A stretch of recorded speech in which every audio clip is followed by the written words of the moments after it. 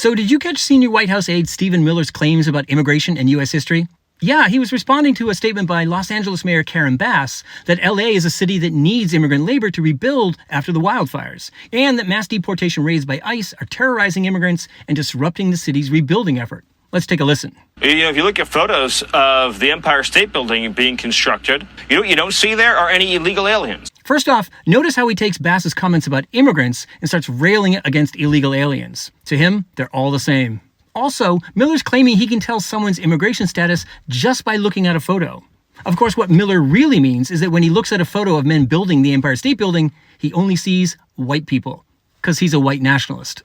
Most important, as many historians have pointed out, a large percentage of the people who built the Empire State Building were immigrants, including some who were undocumented.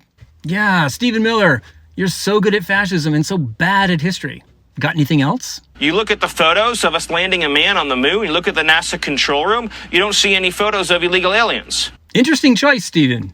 You know what the NASA control room was filled with? Nazi rocket scientists who were brought to the US from Germany. So immigrants, but also Nazis. That must leave you very conflicted. Anyway, finish strong, my man. Americans built this country, Americans sustained this country, Americans have powered this country for 2.5 centuries. Yeah, and hundreds of millions of them were immigrants or the children of immigrants. And not all of them entered the country legally. But again, what matters to Miller is that they were white.